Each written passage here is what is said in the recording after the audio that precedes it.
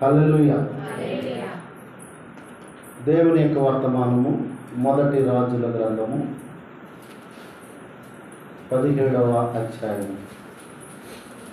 మొదటి రాజుల గ్రంథము 17వ అధ్యాయం. దేవుని యొక్క మాటలు శ్రద్ధగా మనం విందాం. పరిశుద్ధుడైనటువంటి దేవుడు మనతో మాట్లాడే ప్రతి మాట శ్రద్ధగా విని మన హృదయం నిండా నింపుకొని దేవునికి మనం కృతజ్ఞతాస్తుతులు చెల్లించుకుంటూ మన జీవిత యాత్రలో ముందుకు మనం కొనసాగుతాం. ఈరోజు దేవుని యొక్క వాక్యం యొక్క అంశం ఏంటంటే దాతృత్వము పిసినారితనం. టైటిల్ ఏంటంటే దాతృత్వము, రెండవది పిసినారితనం. ఇక్కడ దాతృత్వము అనేది దైవ లక్షణం అయితే పిసినారితనం అనేది పాప లక్షణం లేదా పాపి లక్షణం, ఏదైనా కావచ్చు. దాతృత్వము దైవ లక్షణము, పిసినితనం పాప లక్షణం. దీన్ని బట్టి దేవుని యొక్క వాక్యాన్ని మనం ధ్యానించుకుందాం. రాజుల గ్రంథంలో మనకి గురు శిష్యులు ఇద్దరు ఉన్నారు. ఒకరు ఏలియా గారు అయితే రెండవది ఎలీషా గారు. వారిద్దరి జీవితాల్లో నుండి కొన్ని పాఠాలు మనం నేర్చుకుందాం.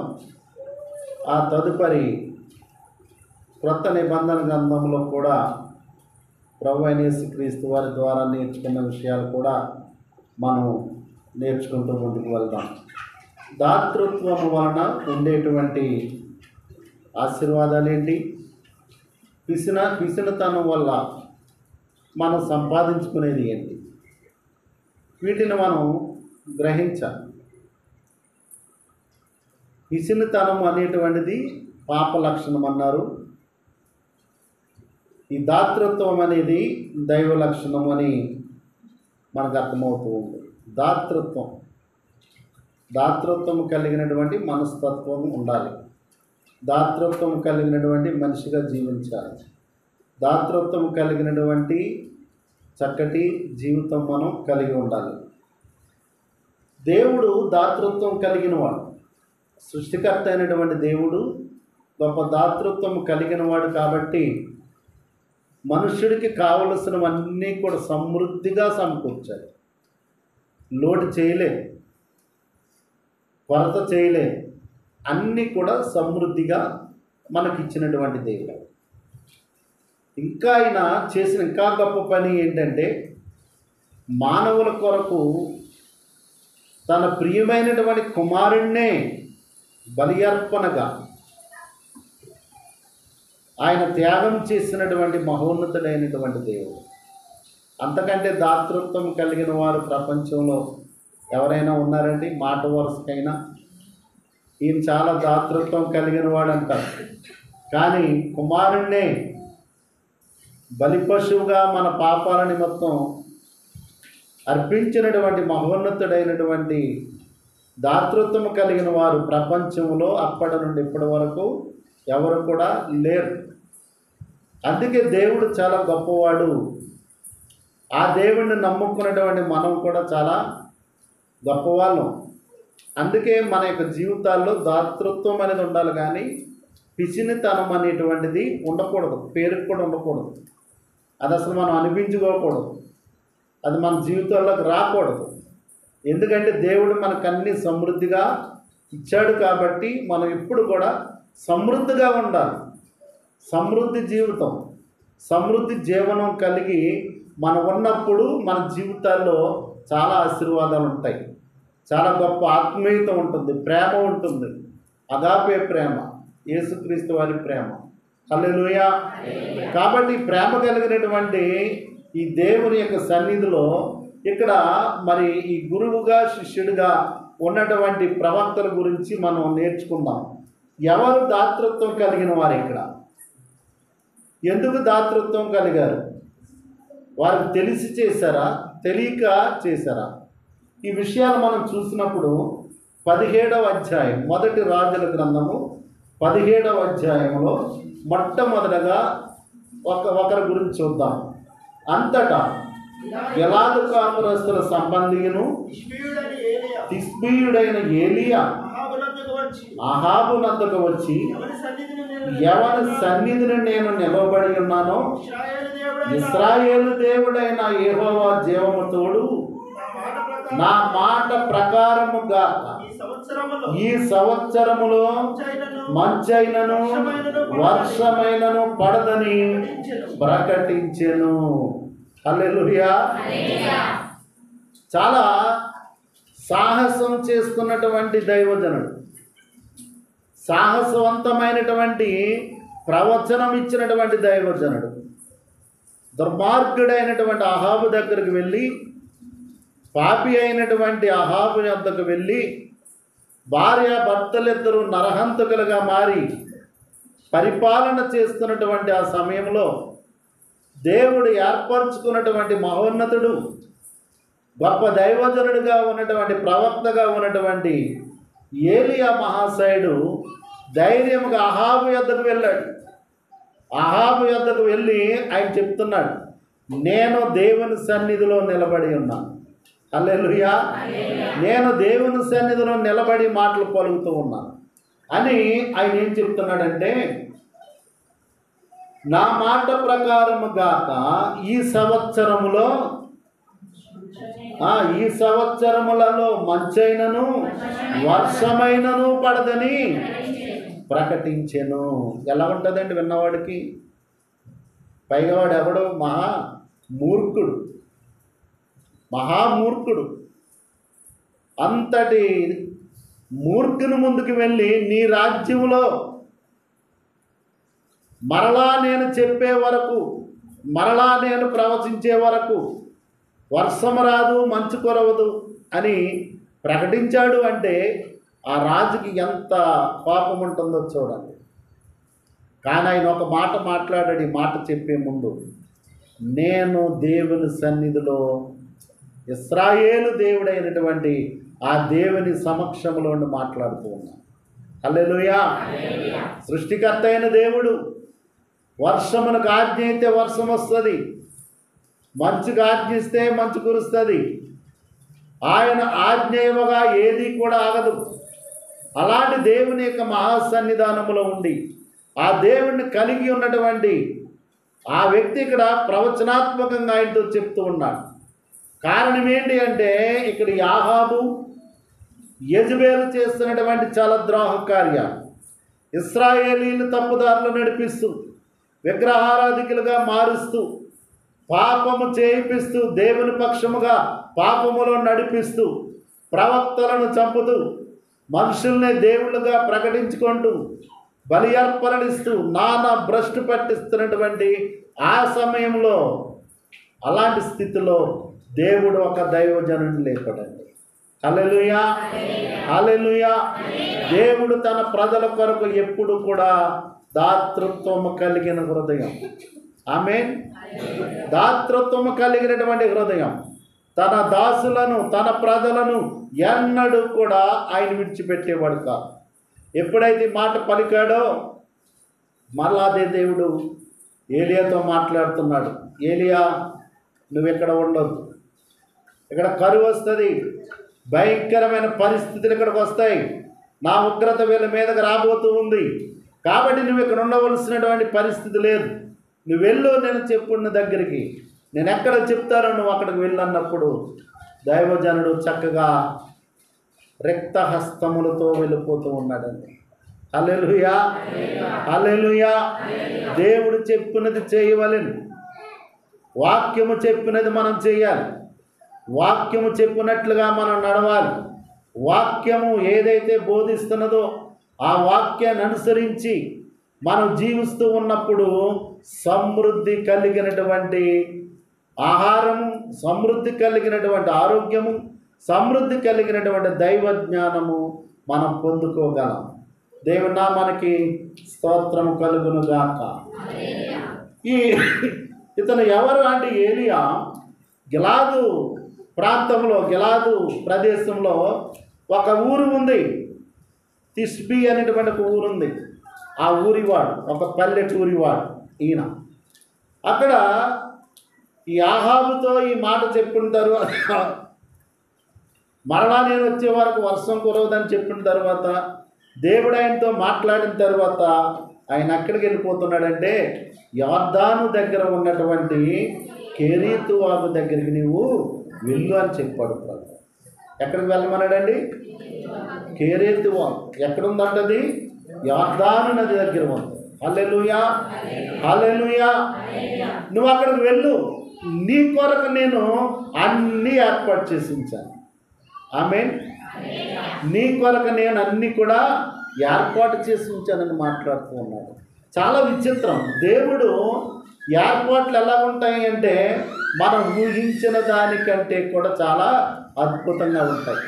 నువ్వు అక్కడికి వెళ్ళాయా, నీకు అన్నీ ఏర్పాటు చేశాను అంటే ఏమో అక్కడ ఎవరైనా కొంతమంది మనుషులు ఉన్నారేమో, కొంతమంది పోషించేవారు ఉన్నారేమో, నేను సువార్త చెప్తే వినేవారు ఉన్నారేమో అనుకొని దైవజనుడు చక్కగా వెళ్ళిపోయాడు అక్కడికి.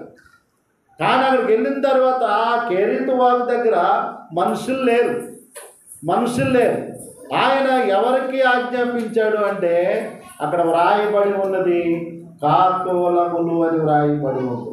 హల్లెలూయా, హల్లెలూయా. 4వ వచనం చూడండి. ఆ వాగు నీరు నీవు త్రాగుదువు, అచ్చడికి నీకు ఆహారము తెచ్చినట్లు నేను కాకోలములకు ఆజ్ఞాపించుదనని అతనికి తెలియజేయగా అతడు పోయి యెహోవా సెలవు చెప్పున యొర్దానునకు ఎదురుగా నున్న కెరీతు వాగు దగ్గర నివాసము చేసెను. దేవుని నామమునకు స్తోత్రం కలుగును గాక. దేవుడి మాట విన్నాడు, దేవుడు చెప్పింది విన్నాడు. నాకు ఇక్కడ సమృద్ధిగా ఉంది కదా, నేను ఇక్కడే ఉంటాను, నేను కదలను, నేను ఇక్కడే ఉంటానని సమృద్ధి ఉన్న చోటకి వెళ్ళేటువంటి దేవుడు కాదు. సమృద్ధి ఉన్న చోటకి వెళ్ళేటువంటి దైవ సేవకుడు కాదు. దేవుడు చెప్పిన చోటకి వెళుతున్నాడు. అలనాడు అబ్రహాం ఎలా వెళ్ళిపోయాడో ఆ విధంగానే ఈయన కూడా లేచి వెళ్ళిపోతూనే ఉన్నాడు. కానీ దేవుడు అక్కడ ఎవరికి ఆజ్ఞాపించాడంట? ఎవరితో పోషిస్తాడంటే కదా, మనం కాకులు అంటాం కదండి. కాకి ఎవరికైనా ఆహారం పెడుతుందండి? పిసినారితనంగా ఉన్న వాళ్ళని ఏమంటారు? వీడు కాకిరా బాబు అంటాం కదా. వీడు కాకి లాంటి వీడు. కాకి ఇతరులది తినేయడం తప్ప ఆ కాకి ఎవరికి కూడా ఆహారం పెట్టదు. దాని కడుపు నిండా తిండుంటే చాలు, ఇంకా మనుషులు కూడా అక్కర్లా. చెప్పిన పని మర్చిపోద్ది. నా ఒక టైంలో పాపం మొట్టమొదటిగా విడిచిపెట్టాడు కదా, వెళ్ళి చూసిరాని విడిచిపెట్టాడు. నమ్మి కడుపు నిండా దొరికింది. ఏంటి, కడుపు నిండా ఆహారం దొరికింది, శవాలు దొరికాయి. వెళ్ళి తింటూ తింటూ తింటూ పనిని మర్చిపోయిందంట. తింటూ తింటూ ఏం మర్చిపోయింది? వచ్చిన పని మర్చిపోయింది. మళ్ళీ తిరిగి వెళ్ళే విషయం మర్చిపోయింది. ఏం చేయాలో మర్చిపోయింది. అలాంటి కాకి కప్ప చెప్పాడంటే నేను చూడండి. అంటే దేవుడు దేనితోనైనా నీకు సహాయం చేయగలిగిన దాతృత్వం కలిగిన దేవుడు. హల్లెలూయా. అంతటి గొప్పవాడండి మన దేవుడు. గొప్ప దాతృత్వం ఉంది ఆయనలో. కాకులతో చెప్తున్నాడు ఆయన, కాకులతో నా దాసుడు ఉన్నాడు, నా సేవకుడు ఉన్నాడు, కాబట్టి నువ్వు వెళ్ళి మా దాసునికి నువ్వు ఆహారము ఇవ్వాలి. ఎప్పుడెప్పుడు? ఉదయకాలం ఇవ్వాలి, సాయంకాలం ఇవ్వాలి. ఏమి ఇవ్వాలి? చదవండి అన్న. ఉదయమందు ఏమిస్తున్నారండి? రొట్టెయు మాంసమును, అస్తమయమందు మరలా అక్కడ ఏమిస్తున్నారు? రొట్టె మాంసం. అబ్బా, ఎంతమంది ఇవాళ రొట్టెలు తినొచ్చారండి? రొట్టెలు తిన్నవారు ఎంతమంది? పూరీలు కూడా తినలేదు. మీ మొక్కలు తినలేనట్టుగా కనపడతలేదు, పేకల వరకు తిన్నట్టే కనపడుతున్నట్టు అంటున్నారు. కానీ అట్టం కదా. ఏం తిన్నారు నిజం చెప్పండి. మరి రొట్టె కదా, దోశ. కానీ రొట్టెలో మాంసం తింటే సూపర్ అండి. ఇడ్లీలో మటన్ తింటే సూపర్ అండి. టిఫిన్లో ఏదైనా రొట్టె కానీ, ఇడ్లీ కానీ, దోశ కానీ ఏదన్నా ఈ మటను అనేటువంటి తిన్నారంటే మీకు ఇష్టమైన మటన్ ఎవరు కాదంటారు కదా. మంచిగా తినండి, అందులో పెట్టుకొని ఎంత రుచిగా ఉంటుందో. దేవుడు తన దాసునికి ఏర్పాటు చేసినటువంటిది రొట్టె ఏంటమ్మా? మాంసం. పైగా ఎవరు తెచ్చారండి? అతి కరువు, స్వార్థం, తిండిపోతు, తిరుగుబోతు కదా. దాని వాళ్ళ దగ్గర చేరనేమో ఎంగిలి చేతితో కూడా ఎలాగిస్తారంట. కాకులు వస్తే ఆ కాకు కామన్నాడు అది అంటాం, కొట్టేస్తాం కదా. అలాంటి కాకుతో దేవుడు ఆహారాన్ని పంపిస్తూ ఉన్నాడు. దేవుని స్తోత్రం చెప్పండి. నీకు నాకు అవసరమైతే నువ్వు ఎవరో పెద్దవాళ్ళు ఇస్తారు, ఎవరో సీఎంలు ఇస్తారు, పిఎంలు ఇస్తారు, మినిస్టర్లు ఇస్తారు, సర్పంచ్లు ఇస్తారని కాదు. మనం అలాగ ఆలోచన చేస్తాం, నాకు వాళ్ళు ఇస్తారు, వీళ్ళు ఇస్తారు, నేను అడిగితే ఇవ్వరా అనుకుంటారు. కానీ దేవుడు ఎందుకు పనికిరాని వారిని కూడా నీకు సహాయం చేపిస్తారు. హల్లెలూయా. ఏమీ లేని వారితో కూడా నీ అవసరతలు తీర్చగలిగే దేవుడు. ఆమేన్. అక్కడ ఉన్నాడంతే, హాయిగా తింటున్నాడు, నీళ్ళు తాగుతున్నాడు, కూర్చుంటున్నాడు, ప్రార్థన చేస్తున్నాడు దేవుని దగ్గర. ప్రభా ఏంటి ఎంతకాలం ఏంటంటే, వాడు దుర్మార్గుడు రా నాయన, వాడి భార్య ఉంది, అది ఇంకా చాలా డేంజరు, వాళ్ళిద్దరూ నరమేధం చేస్తూ ఉన్నారు, ముఖ్యంగా ప్రవక్తలనే చంపేస్తున్నారు, జైల్లో వేస్తున్నారు, తగలబెడుతున్నారు, నానా విధాలుగా చేస్తున్నారు. కాబట్టి నువ్వు అక్కడ ఉండవలసిన అవసరము లేదు. వాళ్ళు ఏమనుకుంటున్నారంటే, మా మాటే వేదవాక్కు, మా మాట ద్వారా అన్నీ జరుగుతాయి అనుకుంటున్నారు వాళ్ళు. మా మాట ద్వారా అన్నీ జరుగుతాయి, మా మాట ద్వారా అన్ని కార్యాలు జరుగుతాయి, మేము ప్రకటిస్తేనే కార్యాలు జరుగుతాయి అనేటువంటి అహంకారంతో ఈ భార్యాభర్తలు ఉంటే దేవుడు అంటున్నాడు, నీ మాట కాదురా, నా మాట ద్వారా జరిపిస్తానంటున్నాడు ఆయన. హల్లెలూయా. అద్భుతమైన మాట. వాళ్ళు చేయగలరండి? వర్షాలు ఆపగలమా మనం? మంచు ఆపగలమా? కానీ ఆయన రెండు ఎన్నుకున్నాడు. మరలా నేను ప్రకటించే వరకు కూడా వర్షము కురియదు, మంచు పడదు. ఇక్కడంతే. అది ఛాలెంజ్. అంటే దేవుడు తనేంటో నిరూపించుకుంటున్నారు, దేవుని ప్రజలు ఎలా ఉంటారో నిరూపించుకుంటున్నారు. వాడికి ఒళ్ళు మండిపోద్ది ఇలాంటి మాటలు మాట్లాడుతూ ఉంటే. మేము రప్పించుకోలేమా నీరు, మేము కురిపించుకోలేమా మంచి అనుకుని ఉండొచ్చు. ఏమవుతుందండి? 2000 ఫీట్లు బోరేసినా కూడా నీళ్ళు రావు. అంతే. దేవుడు అది వద్దు అంటే రాదు, అక్కడ ఉన్నా కూడా రావు. అది దేవుని గొప్పతనం. ఒకే ఒక మాటతో అయినా కదా, నేను మరలా చెప్పే వరకు రాదు. హల్లెలూయా. హాయిగా వెళ్ళిపోయాడు. అక్కడ ఉన్నది ఆ వాగు దగ్గర ఉండి హాయిగా నీళ్ళన్నీ కూడా మంచిగా తాగుకుంటూ బ్రహ్మాండంగా ఉన్నాడండి ఆయన. హల్లెలూయా. హల్లెలూయా. ఇక్కడ ఒక మాట చదువుదాం. నిర్గమకాండంలో ఒక మాట రండి, 16వ అధ్యాయము. ఇది మరలా చదువుదాం. నిర్గమకాండము 16వ అధ్యాయము 4వ వచనం ఒకసారి చదువుతారా? అమ్మా, మోషేను చూసి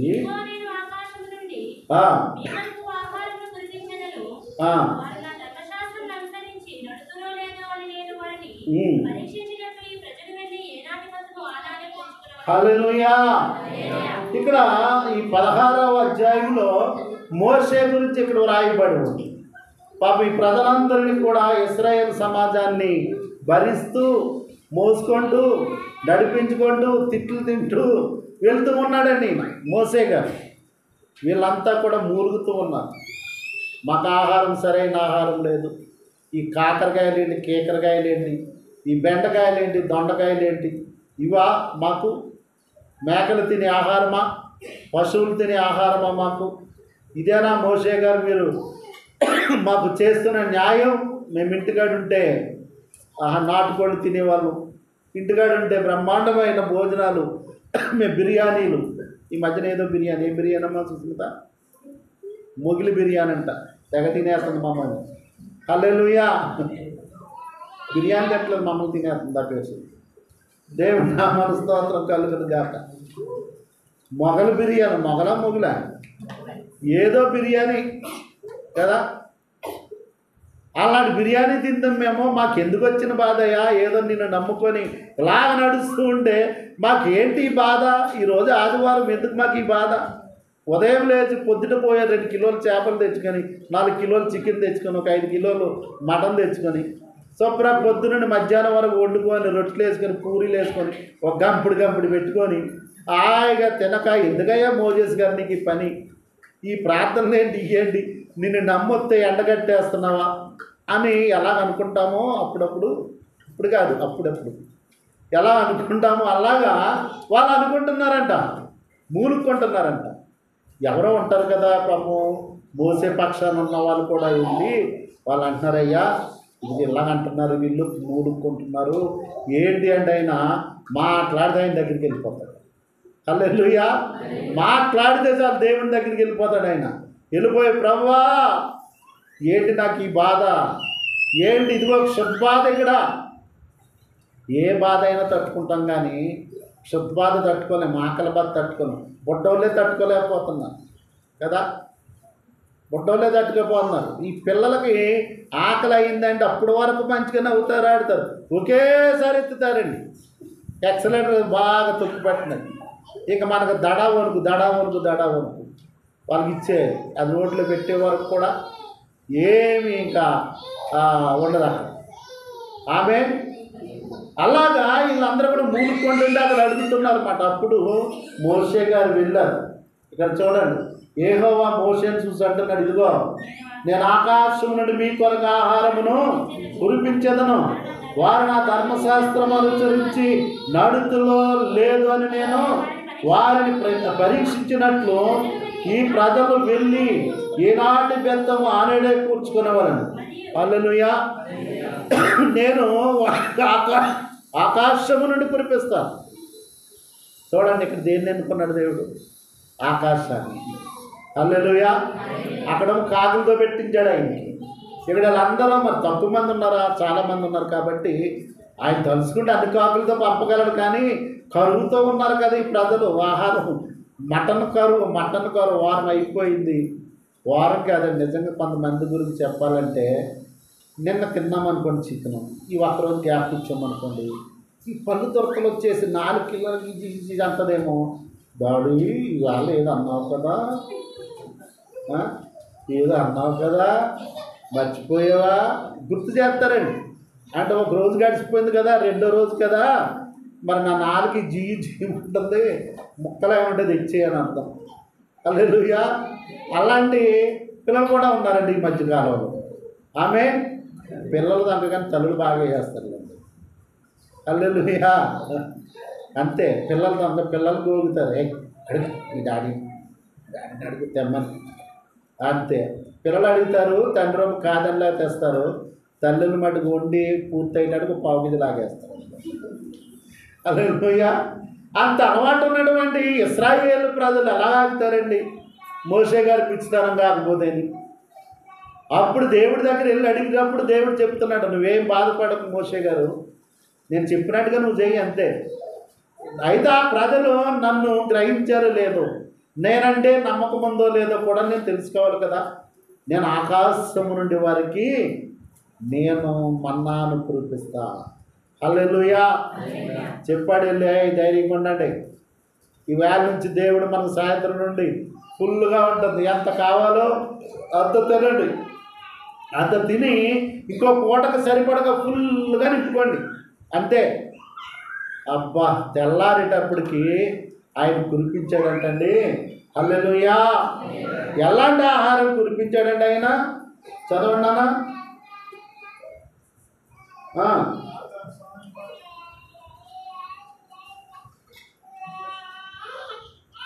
ఆహారం గురించి ఇక్కడ వ్రాయబడి ఉంది కదా.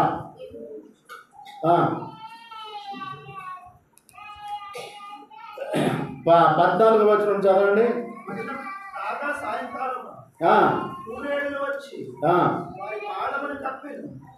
ఏమొచ్చాయంటండి? ఊరేళ్ళు కదా. అవి మరి ఎలా ఉంటాయో మనకు తెలియదు కానీ అవి వచ్చి ఎక్కడ ఉన్నాయంటమ్మా? వారి పాలెమును, వారి వాక్యల నిండా, వారి ఇంటి ముందు ఫుల్గా పడి ఉన్నాయంటే తెల్లారేటప్పుడు. అవి చూడటానికి ఎలా ఉన్నదంటే కొత్తిమీర బాగా పండినటువంటి కొత్తిమీర పైన వస్తాయి చూసారా, తెల్లటి పువ్వుల కింద వస్తాయి, అలా కనిపిస్తున్నాయండి వీళ్ళకి, వైట్ కలర్. ఎందుకంటే మంచుతో పడ్డాయేమో ఈ పూరీలు, చక్కటి పూరీలు అంటే మాంసపు ముద్దలు, రెడీమేడ్ మాట అన్నమాట.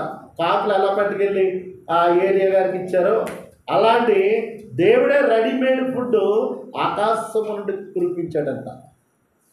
పిట్ట మాంసం కదా, హోటల్కి వెళ్తే ఈరోజు స్పెషల్ పిట్ట మాంసం అని రాసి ఉంటుంది. అది పెట్టో పిచ్చుకో ఎవరికి తెలుసు, మనం మటుకు లొట్టలు వేసుకుని మరి తినేస్తాం. అబ్బా పెట్టండి రా తిందాం ఈవేళ సూపర్ ఇచ్చేస్తాం మాట అంతే. ఆడ అటు ఇటు కాల్చి కారం పెట్టి మనకి ఇచ్చేస్తాం. అవి కారంతో ఉంటాయి కానీ అన్నీ రెడీమేడ్తో ఉంది. ఇది తిన్నారబ్బా నిజంగా మామూలుగా తినలే, పడి పడి పడి పడి అనవద్దు కానీ అంటే అతిశయం అనుకుంటారేమో, అంటే బాధ అనుకుంటారు. ఒక రోజున ఇక్కడే మన చర్చిలోనే ఫంక్షన్ జరుగుతుంది, మందిర ఓపెనింగ్. ఈ మందిర ఓపెనింగ్ దైవజనులు పిలిచాం, వచ్చారు. మేము ఆర్డర్ ఏమి ఇచ్చామంటే దైవజనులకు సంపూర్తిగా ఎవరు వచ్చినా పొద్దున్న నుండి సాయంత్రం వరకు ఎవరు వచ్చినా నాకు వద్దు బాబు అన్న వరకు పెట్టండి. బ్రహ్మాండమైన మేక మాంసం, మటన్ ఫుల్గా చేసాం, అన్నీ దేనికి దానికి చేస్తే వచ్చారు కొంతమంది చక్కగా డీసెంట్గా తింటున్నారు. అందులో పాస్టర్ గారు వచ్చారు, బట్టకుంటాడు కూర్చున్నారు, మటన్ ఇచ్చారు ఫుల్గా. అది కంచంలోనే ఉంది. ఇంకొక ఆయన బోటి పట్టుకొచ్చి ఆ పక్క అయింది అన్నాడు, బోటికి నా దగ్గర కంచం నిండా మటన్ ఉంటుంది. ఈయన అడావిడి బోటి అక్కడ ఉందడికి అరిచేస్తున్నాడు, అందరూ తింటాం మానేసి ఆయనక చూడండి.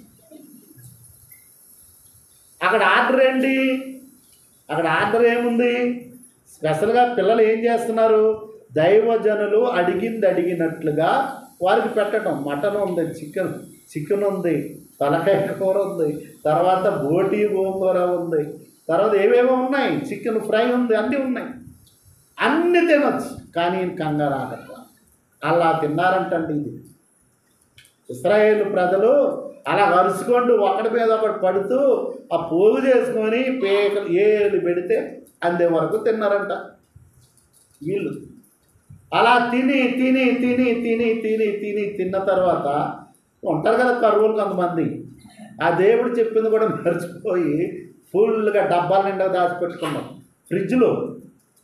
ఫ్రిడ్జ్ నిండా దాచిపెట్టారంట. ఆయన ఆర్డరే, మాటే, దాతృత్వం గలవాడు, ఆయన మాట అంటే తప్పనివాడు, ఆయన చేస్తానన్న మేలు చేయక మానడు, వెనక తీయుడైన అలాంటి దేవుడైన. వీళ్ళందరూ పడి పడి పడి చేశారు, తిన్నారు, మంచిగా ఉన్నారు, బేవు అన్నారు హాయిగా.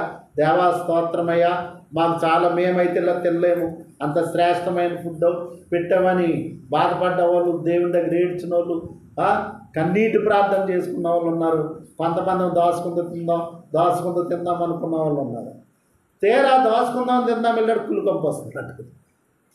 చూసారండి, దేవుడు దాతృత్వం చూపిస్తూ ఉంటే నువ్వు ఎలా ఉంటున్నావు, దాచుకొని పిచినారితనంతో ఉండి అవతల పడేటట్టుకుంటున్నావు. నీటిలో నీకు ఏదైనా సమృద్ధిగా ఉన్నప్పుడు, దేవుడు సమృద్ధిగా నీకు ఇచ్చినప్పుడు నీవు పడేయటానికి కాదు, అది నువ్వు తినగా ఇంకా మిగిలిపోతే తప్పులేదు, ఎవరికైనా బయట వరకు పెట్టాలి. హల్లెలూయా. మిగిలిపోయింది చాలామంది ఎందుకు పడేస్తారో తెలుసా, ఇవ్వాలని ఉంటుంది ఎవరు, అబ్బో వీళ్ళకి ఎంత ఉందా, అబ్బో వీళ్ళు ఇది తింటున్నారా, అబ్బా ఇది తింటున్నారా అనుకుంటారంట, అందుకు పడేస్తారంట. ఇదండి ఎంత దాతృత్వం కలిగినటువంటి హృదయం కలిగిన వారు మీరు. అలాగే దేవుడు అనుకుంటే, సృష్టికర్త అయిన దేవుడు, సమస్తమైన చేతిలో ఉన్నవాడు, ఆయన ఎంత అనుకోవాలని మన గురించి. నీకు దేవుడిచ్చింది నువ్వు పెట్టు, దేవుడిచ్చింది దాచుకుంటావు ఎందుకు, నువ్వు తినగా మిగిలింది పడేయకు. ఆ కుక్కలు వేస్తాం, పందులు వేస్తాం, వాటిని పాడేస్తాం. కానీ నిజంగా ఆకలితో దప్పికతో ఉన్న వారికి మనం ఇవ్వలేము. పిసినారితనం. ఇక్కడ మాత్రం వాళ్ళు తిన్నారు హాయిగా. హల్లెలూయా, హల్లెలూయా. ఇంకా మాట 17వ అధ్యాయంలో కూడా ఒక మాట దాహము కొరకు వ్రాయబడి ఉంది. చదవండి. 17 చదువు. తరువాత ఇశ్రాయేలీయుల సర్వ సమాజము యెహోవా మాట చొప్పున తమ ప్రయాణములలో సీను అరణ్యం నుండి ప్రయాణమైపోయి రెఫీదీములో దిగి ప్రజలు తమకు త్రాగ నీళ్లు లేనందున మోషేతో వాదించుచు త్రాగుటకు మాకు నీళ్ళమ్మని అడుగగా. చూడండి, పేగ వరకు తిన్నారు కదా, తిన్న తర్వాత మళ్ళీ గొడవ ఎందుకు, మామూలుగా అడగొచ్చు కదా. అద్భుతం చూశారు కదండి. అసలే ఎర్ర సముద్రాన్ని ఆయన రోడ్డుగా మార్చేసి అద్భుతం చేసినప్పుడు చూసినటువంటి ఈ కళ్ళతో ఈ మోషే ఉన్నప్పుడు ఎంత ధైర్యంగా ఉండాలి. ఆయనకి తెలియదా మటన్ తిన్న తర్వాత కూల్ డ్రింక్ ఇవ్వాలని? మనకి ఇవ్వట్లేదండి. మటన్ వేసి బిర్యానీ వేసి అన్నీ వేసి పెట్టిన తర్వాత ఎంత 2 బాటిల్ తెస్తున్నారు. కడిగే వాళ్ళకి కాదండి, మటన్ తిని అరగని వాళ్ళకి. హల్లెలూయా. ఆ బాటిల్లో తెచ్చుకుని మళ్ళీ తాగుతున్నాం మనం. ఆ వండిన వాళ్ళకి పెట్టినోళ్ళకి తెలుసు వీళ్ళకి మరలా ఇది ఇవ్వాలని. అలా మోషే గారికి తెలుసు, కానీ ఆయన మీద ఏం చేస్తున్నారు? సనుక్కుంటున్నారట. మళ్ళా మనిషికి జీవితంలో సనుగుడు అలవాటు ఎక్కువ. సనుగుడు అలవాటు. ఎందుకు సనుక్కుంటారో తెలియదు, ఎందుకు కొనుక్కుంటారో తెలియదు. సనుగుడే సనుగుడు. అత్తగారు సనుగుడు, కోడలు సనుగుడు, ఆడవాడు సనుగుడు, భర్తగారు సనుగుడు. భర్తగారు ఏం సనుగుడుతాడులే, అందరి మధ్యన పడలేక, భార్య మధ్యన తల్లి మధ్యన బాధ అనుభవించక ఆయన సనుగులు ఉంటాయి. ఇటు చూస్తే తల్లి, ఇటు చూస్తే భార్య. ఏం చేస్తాం? ఎవరినంటే వాళ్ళ దగ్గర ఎండిపోతాడు ఈయన. పెళ్లి చేసుకుంటే ఇదో బాధ అనుకుంటా. మంచి అమ్మాయిని చేసుకోండి, మంచి భర్తలు చేసుకోండి, మంచి అత్తగారు ఉన్న ఇల్లు వెతుక్కోండి. హల్లెలూయా. లేకపోతే మటు చాలా బాధ. మామూలు బాధ కాదండి, మామూలు బాధ కాదు. ఈ క్షుద్ధ బాధ కంటే, ఈ తృష్ణ కంటే చాలా బాధ ఏంటంటే, కొంపలో సరైన అత్తగారు లేకపోతే చాలా బాధ, సరైన తల్లి లేకపోతే చాలా బాధ, సరైన మామగారు లేకపోతే బాధ, సరైన తండ్రి లేకపోతే బాధ. సనుగుడు మూలుగుళ్ళు. సంసారానికి చాలా సింపుల్ సూత్రాలు ఉన్నాయి పరిశుద్ధ గ్రంథంలో. ఆ బైబిల్ చదివితే, బైబిల్ వింటే మనకు అర్థమవుతుంది. ప్రశాంతంగా నీ కుటుంబంలో పెంచుకోవాలనుకుంటే. హల్లెలూయా. దేవుని మహాకృపను బట్టి నాకు ఏ బాధ లేదండి. బైబిల్ని అనుసరించి, దేవుని వాక్యాన్ని అనుసరించి, ప్రభు దగ్గర ప్రార్థించి, నా కుమారుడికి పెళ్ళి అవడంతో చక్కగా పిలిచి, నాయన నీదేదో నువ్వు చూసుకో, నా దగ్గరికి రాకు, ఇదిగో నాకు కలిగి ఉన్నది నీకు ఇస్తున్నా, తీసుకో, హాయిగా ఉండు. కానీ ఇద్దరి నుండి ఏదైనా గొడవ వస్తే మటుకు మామూలుగా ఉండదు, తాట ఒలిసేస్తాం. ఇద్దరు చాలా జాగ్రత్తగా ఉండాలి, మంచిగా ఉండాలి, సంపాదించుకోండి, కాపాడుకోండి. మీకు ఇష్టమైతే అప్పుడప్పుడు మమ్మీ డాడీ బాగున్నారా అని రండి. ఇరుపక్షాల తల్లిదండ్రులను బాగా చూసుకోండి. మీకు ఫ్రీడమ్ ఇస్తున్నాం. దేవునికి పిలుపు ఉంది. అంతవరకు దేవుడు సంపూర్ణంగా ఆయన్ని పిలిచి అభిషేకించే వరకు నీవు నీ భార్య కష్టపడి పని చేయండి, దాతృత్వము కలిగి ఉండండి. హల్లెలూయా. నా ముందే ఉండాలి. మీరు అడగొచ్చు, అన్నామో లేదో. ఎందుకు వచ్చండి మనకు? ఇంకా ఎందుకు మనకు పెత్తనం? అవసరమండి మనకు పెత్తనాలు? 30 సంవత్సరాలు వచ్చాయి గాడిదకి. ఆ గాడిదని ఇంకా పెంచాలంటే అక్కడికి అని మా అబ్బాయిని కాదు. 30 సంవత్సరాలు వచ్చేసే గాడిదకి ఇంకా నువ్వు భుజాన్ని ఎక్కించుకోవడం అవసరమా? కట్టావు కదా ఇంకో చిన్న గాడిదని అప్పచెప్పేయి. వాళ్ళిద్దరూ లాక్కుంటారు ఆ సంసారాన్ని. ప్రశాంతంగా ఉంటానని నేర్చుకోవాలి మనం. ప్రశాంతత జీవితం, దాతృత్వం అనేది కావాలి మెయిన్. ఎప్పుడైతే ఈ దాతృత్వం అనేది మన హృదయంలోకి వస్తుందో మన అధికారాలు పనిచేస్తాం వాళ్ళకి. హల్లెలూయా. ప్రశాంతంగా ఉంటాం. ఇచ్చారు మాకు ఒక బొడ్డోడిని, మా కుమార్తె, హాయిగా ఆట ఆడుకుంటాం. ఇంకా వాళ్ళు కూడా మా పెద్దలు కూడా అవసరం లేదు, ఈ బొడ్డోని చూసుకుంటూ ఉంటాం.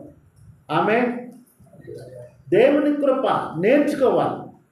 పరిశుద్ధ గ్రంథమును అన్నీ ఇంకా నాకు అర్థం అయిన తర్వాత కావాలి, ముసలోళ్ళు అయిపోయే వరకు కావాలి, అన్నీ నేనే చెయ్యాలంటే కాదండి, అయ్యేది కాదు. నువ్వెలా జీవిస్తున్నావో, నువ్వెలాగ మీ అత్తమామలకి కాదనుకుని ఉంటున్నావో అలా వాళ్ళు అనుకుంటారు కదా, మాకు ఫ్రీడమ్ ఉండాలనుకుంటారు కదా. అది వారి నోటంట రాక మునిపే మన దాతృత్వాన్ని చూపించుకోవాలి. హల్లెలూయా, హల్లెలూయా. ఇక్కడ దేవుని యొక్క వాక్యములో మనం గమనించినప్పుడు ఇక్కడ గమనించండి, వాళ్ళు సమృద్ధిగా తిన్నారు, సమృద్ధిగా ఉన్నారు, ఎన్ని అద్భుతాలు చూశారు. దాహము కొరకు మరలా మోషే దగ్గరికి వెళ్ళి సనుగుతూ ఉన్నారు. మోషే మళ్ళా వెళ్ళిపోయాడు, మరలా అడిగాడు, ప్రభా ఏంటయ్యా, ఏంటి బాధ ఏంటి, ఈ సంగతి ఏంటి అన్నప్పుడు అప్పుడు ఆయన ఇక్కడ వాళ్ళకి నీళ్లు కూడా ఇవ్వటానికి సిద్ధపడిపోయారు. హల్లెలూయా, హల్లెలూయా. చదవండి అక్కడి నుంచి. తర్వాత నీళ్ళ గురించి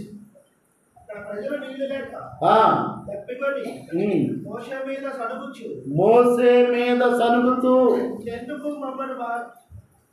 నాన్న 17వ వచనం చదువు నాన్న, మా 17వ అధ్యాయం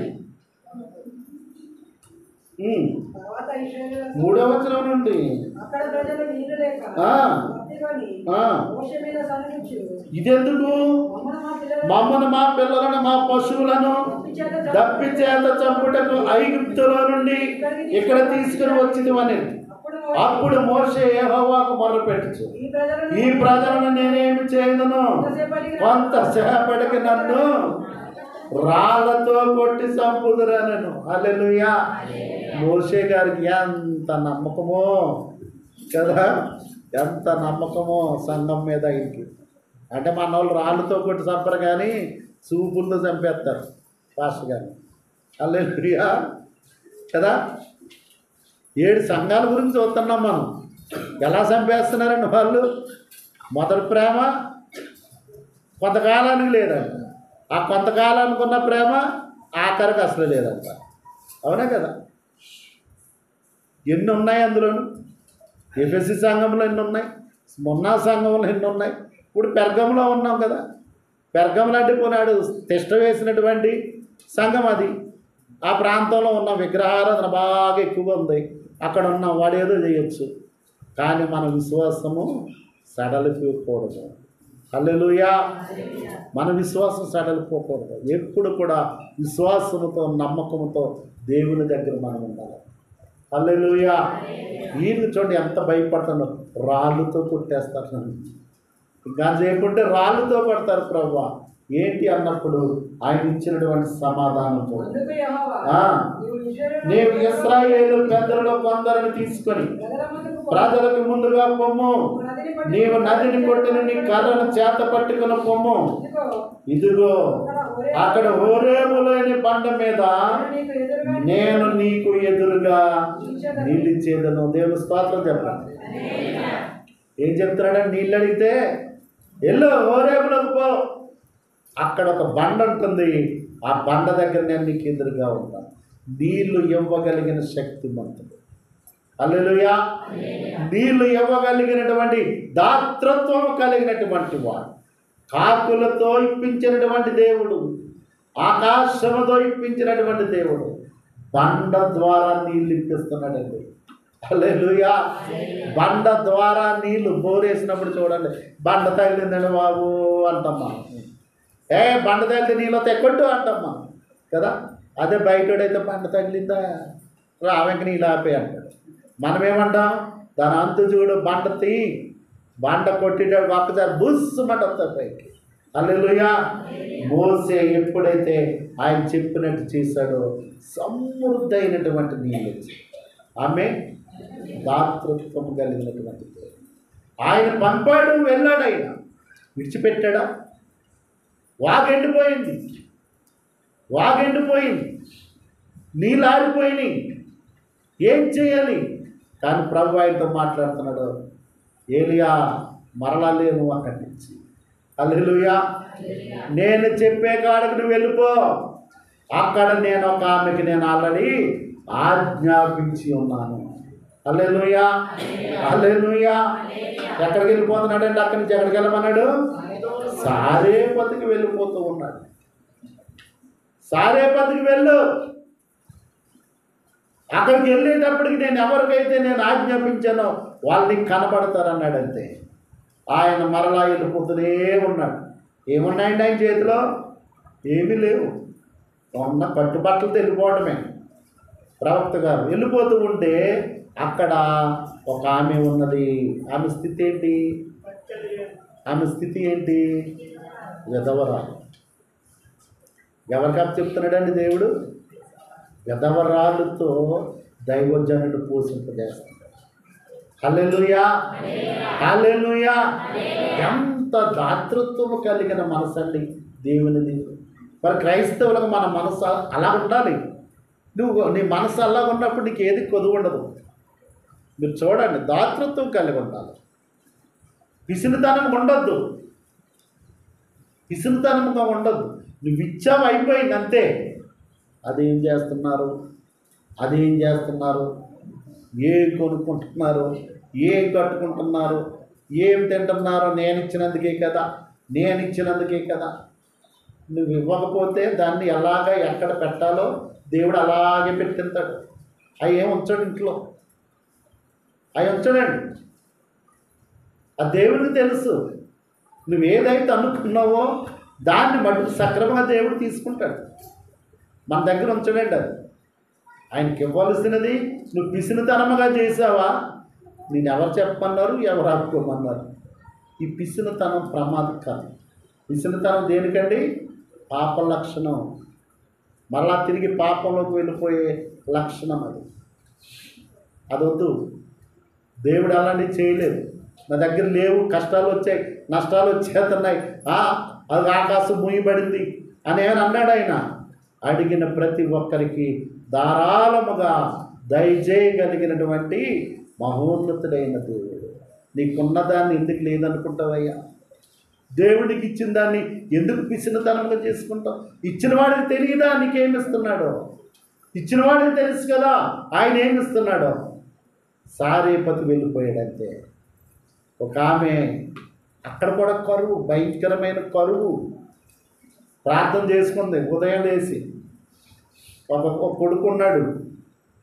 ఇంకా నువ్వే బాబు ఇంటికాడ ఉండరా, నేనే కొన్ని కట్లు ఏరుకొస్తాను, ఇంకా మన పని అయిపోయింది, దినాలు గడిచిపోయి కాబట్టి నేను కొన్ని కట్టెలు తెస్తున్నా, ఉన్న మట్టికి ఏదో రొట్టె ముక్కలు వేసుకుని తిని కంప్లీట్ చేసుకుందాం, తర్వాత దేవుడి చిత్తం ఏది ఉంటుంది అనుకుని ఆవిడ వచ్చి కట్టెలు ఏరుకుంటుంది. దైవజనుడు వెళ్ళాడు, చూశాడు. దైవజనుడిని చూడటంతో ఆయన అంటున్నాడు, అమ్మా నువ్వు ఎక్కడికి వెళ్తున్నావు? అయ్యా ఇదిగో కొన్ని కట్టెలు పట్టుకుని వెళ్తాను, రొట్టె చేసుకుంటాను. అయితే నాకు ఒక అప్పం తీసుకురామ్మా. హల్లెలూయా. నాకు అప్పం తీసుకురామ్మా అన్నాడు ఆయన. చాలేరా బాబు, ఆకులు నాకేవాడింటికి ఎవరో వచ్చారంట. అలా వచ్చాను అనుకుందో ఏమో మనసులో. మేమే ఆకులే నాకుకున్నాం. ఆఖరిదంతా కూడా ఒక మెతుకు కూడా లేకుండా లాగి లాగి లాగి ఇస్త్రాలు సిరిగిపోయేలాగా నాకుతారని కొంతమంది. కొంచెం నెయ్యి పప్పు పిల్లలు చేసామనుకోండి టేస్ట్కి నాకేసి కంచం చూడండి. కంచాలు కొంతమంది ఎలా నాకుతారంటే, అంటే విడిచిపెట్టమని కాదు, మొత్తం కడిగినట్టుగా నాకేస్తారు. నీళ్ళేసి కడిగినంత నీట్గా ఉండదు, అలా నాకు ధర్మట్లా అట్లా అలా టేస్ట్గా ఉండదు. ఆమె అనుకుంటుంది అక్కడ చాలా గొప్పవాడు వచ్చాడు బాబు ఈయన కానీ ఆయన ఏమంటుందంటే చక్కటి మాట మాట్లాడింది. అయ్యా అందుకని దేవుడైన యెహోవా జీవము, గట్టిగా దేవుని స్తోత్రం చెప్పాలి. హల్లెలూయా. దీన్ని బట్టి ఆమె ఎవరైనా అర్థమవుతుంది మనకి? దేవుని యందు భక్తి కలిగినటువంటి, దాతృత్వం కలిగినటువంటి, మనస్తత్వము కలిగిన మనిషి. హల్లెలూయా. దేవుని యందు భయము భక్తి కలిగి దాతృత్వం కలిగినటువంటి మనస్తత్వము కలిగినటువంటి మనిషి ఆమె. అంటుందయ్యా, నా దేవుడైన యెహోవా జీవముతో. ఎంత గట్స్ ఉండాలండి దేవుని మీద ఒట్టు పెట్టుకోవడం.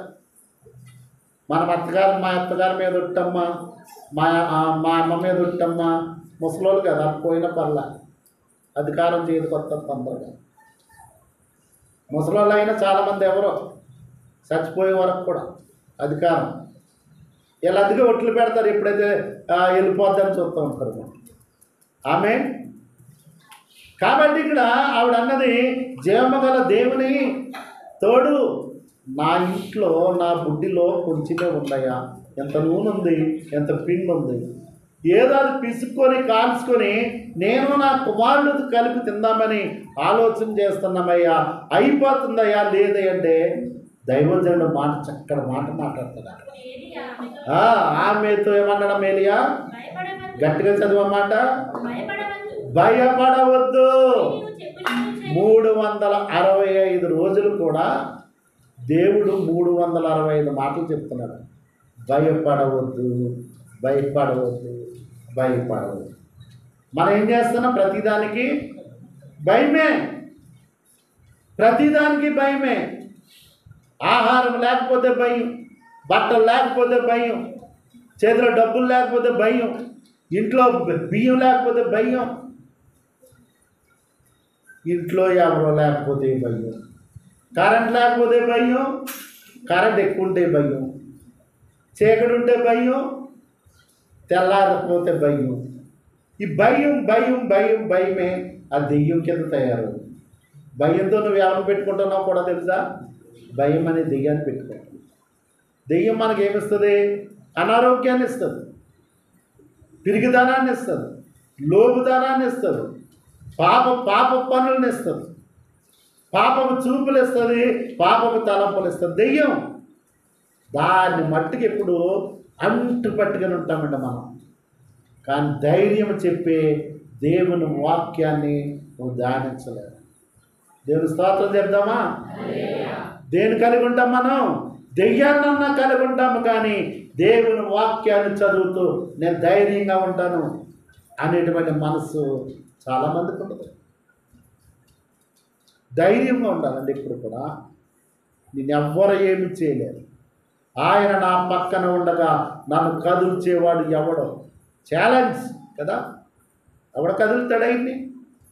ఆయన పక్షాన్ని ఆయనతో ఉంటే ఎవరండి కదిపేది? కానీ ఇక్కడ ఒక దాతృత్వం కలిగినటువంటి ఒక పేద విధవరాలిని దేవుడి కొరకు ఏర్పాటు చేశాడు. హల్లెలూయా. గొప్ప వాళ్ళని ఏమి ఏర్పాటు చేయలేదండి, ధనవంతులను ఎవరిని ఏర్పాటు చేయలేదండి. దాతృత్వం కలిగిన ఒక స్త్రీ, పేద విధవరాలు. అమ్మా నువ్వు భయపడకు, నేను చెప్పింది చెయ్యి. ఎందుకంటే ఇది తెలుసు దేవుడు పంపాడు కాబట్టి. ఆమెకి దేవుని యొక్క కృప, దేవుని యొక్క గొప్పతనం, దేవుని యొక్క సేవకుడు నోటంటే వచ్చే మాట ఆమెకు బాగా నిదానం. సరేనయ్యా వెళ్ళింది, మళ్ళీ ఏం మాట్లాడు. వెళ్తూ ఉంటే అంటున్నాడు, అమ్మా ఇక్కడ ఒక అనుభవం ఉంది కదా మోషే గారికి, పేక వరకు తిన్న తర్వాత సరుకున్నారు. దేని కొరకు? నీళ్ళు కొరకు. ఏమో ఈమెకి నీళ్ళు ఉంటాయో లేవో తర్వాత అన్న ఉద్దేశంతో ఆ మనసు అంటాడమ్మా, అలాగే ఒక చెంబుతో ఇది వాటర్ తేమ్మా. సైలెంట్గా వెళ్ళింది. మొట్టమొదటి ప్రథమమైనటువంటి అప్ప పట్టుకొచ్చింది, దేవుని సేవకుడికి ఇచ్చింది. హల్లెలూయా. మంచి మనసుతో దాతృత్వంతో దేవుని సేవకునికి ఆహారం పెట్టింది. హల్లెలూయా, హల్లెలూయా. ఎప్పుడు వరకు ఆమె కరువు రాలేదంటండి. భూమి మీద యెహోవా వర్షము కురిపించే వరకు అయ్యో అయిపోద్ది ఒక్కప్పుడమే అనుకుంది. అయ్యో అయిపోద్ది ఆ అప్పడం కాల్చడానికి సరిపడగా ఉన్నటువంటి నూనె అనుకుంది. అది ఎప్పటి వరకు వచ్చిందంటండి? ఆమె జీవనమంతయు ఎవరికి ఇచ్చింది? ఎవరికి ఇచ్చింది?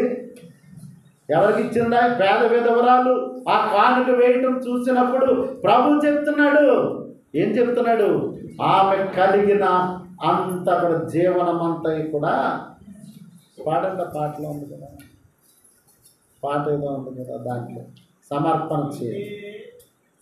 సమర్పణ చేయు ప్రభువునకు నీ దేహము సమర్పణ చేయు ప్రభువునకు నీ దేహము సమయమును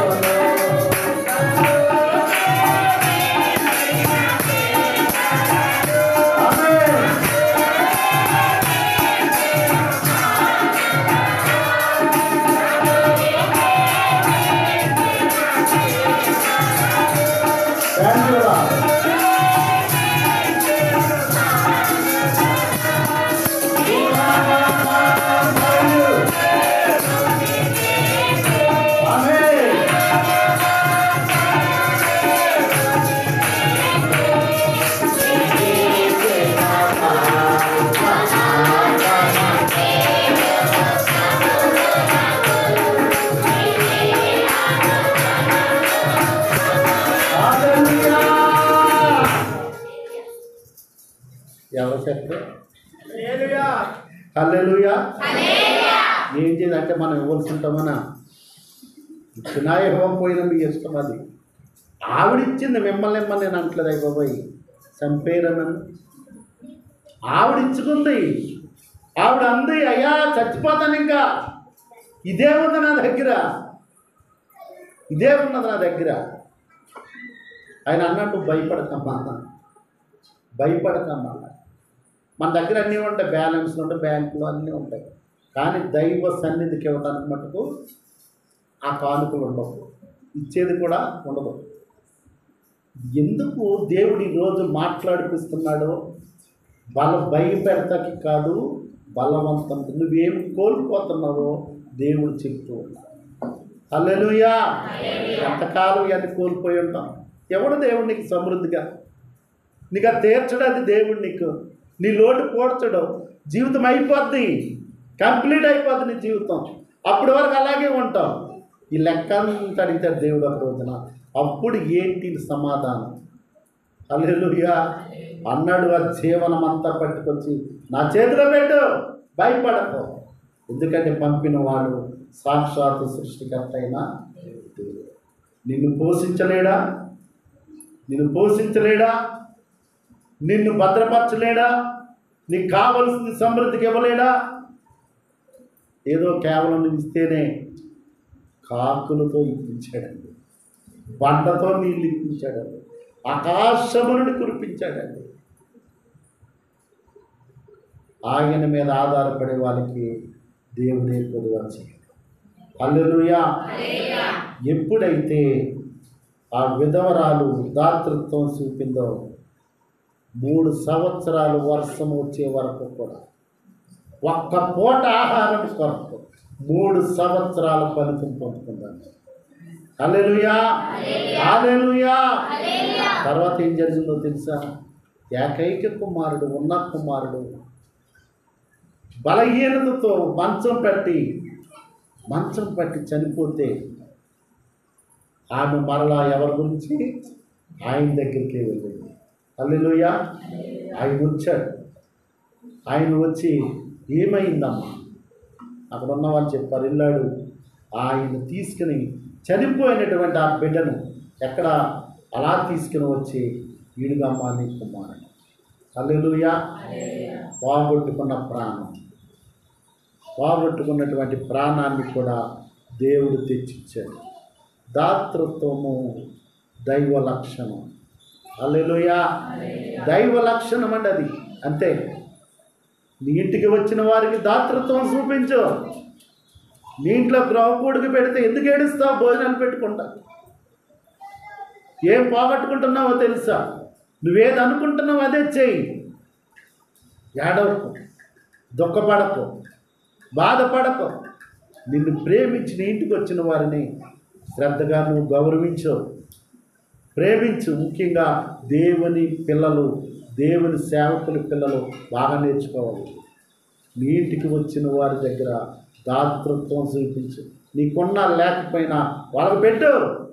అన్నం తినే టయానికి వచ్చారు అంటే వచ్చిన వాళ్ళని ఖాళీగా పంపకం. దేవుని బిడ్డల లక్షణం, దేవుని సేవకుని కుటుంబ లక్షణం అది. నేర్చుకోండి. ఈరోజు నువ్వు 1 కేజీ బియ్యం అయిపోతున్నాయి అనుకుంటే, ఒక 500 రూపాయలు ఖర్చు అయిపోతున్నాయి అనుకుంటే, ఓ దేవుని సేవకుని బిడ్డలారా గమనించండి, అది కన్నీరుగా మిగిలిపోతుంది. అది ఆటంకమైపోతుంది మీ యాత్రా జీవితంలో. అలాంటిది ఉన్న మాదిరికరముగా మనం ఉండాలి.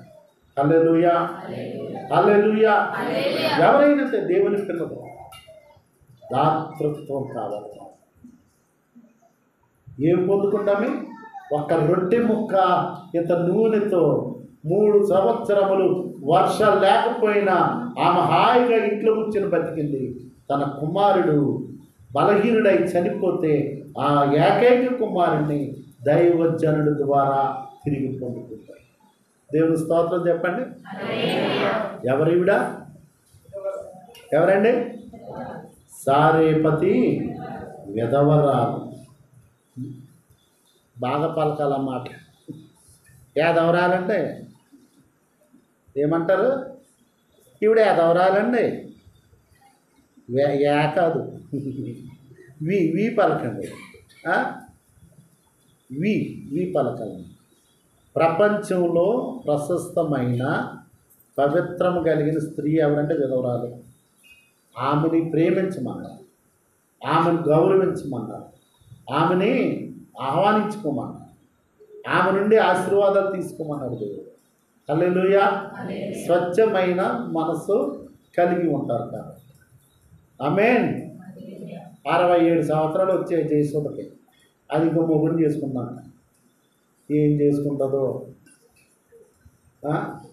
ఆ పాటలు పాడేయముంది 57 ఆమె పని చేసుకుంది.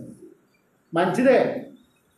శరీరం అనేటువంటిది అది కోరికలు ఉంటాయి కాబట్టి ఆ పెళ్ళి చేసుకుంటే తప్పేం లేదు. దాన్ని మనం ఏమంటలేదు. పాపము చేయకూడదు. హల్లెలూయా. పాపంలోకి వెళ్ళకూడదు, పాపపు కార్యాలు చేయకూడదు. ఏమీ లేనిది కాబట్టి దేవుడిని అద్భుతమైన కార్యాలు చేసుకుంటూ వచ్చారు. హల్లెలూయా. ఇంకా చాలా టైం ఉంది, మనకి అయిపోలేదు. ఇంకో కాలం ఉంది. మీతో చెప్పాను కదా, ఇప్పుడు గురువుగారి పనులు అయినాయి. గురువుగారి పనులు అయినాయి. ఇంకెవరున్నారు? శిష్యుడు. ఆ శిష్యుడి తర్వాత పిసినారు తనపనులు ఉంటారు. మళ్ళా వీళ్ళంతా నవ్వుకొట్టుకుని వెళ్తాం ఇవాళ ఏమైనా సరే. హల్లెలూయా, హల్లెలూయా. గుండె నిండా యేసు ఉంటే నీళ్ళే, గుండె నిండా యేసు ఉంటే నీళ్ళే ముత్యాలు. గుండె గదిలో యేసు ఉంటే కోసమైన సంతోషం.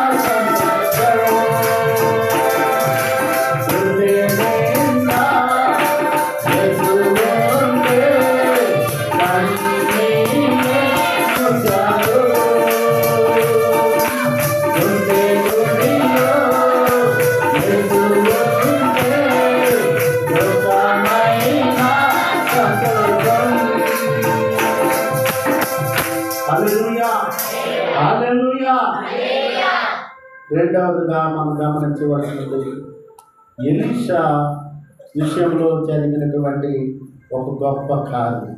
హల్లెలూయా, హల్లెలూయా. ఇక్కడ షూనేమీయురాలు, ఇక్కడ ఎవరున్నారండి? మళ్ళా రెండవ రాజుల గ్రంథానికి రండి. రెండవ రాజుల గ్రంథం 4వ అధ్యాయము, రెండవ రాజుల గ్రంథము 4వ అధ్యాయము 8వ వచనం నుండి.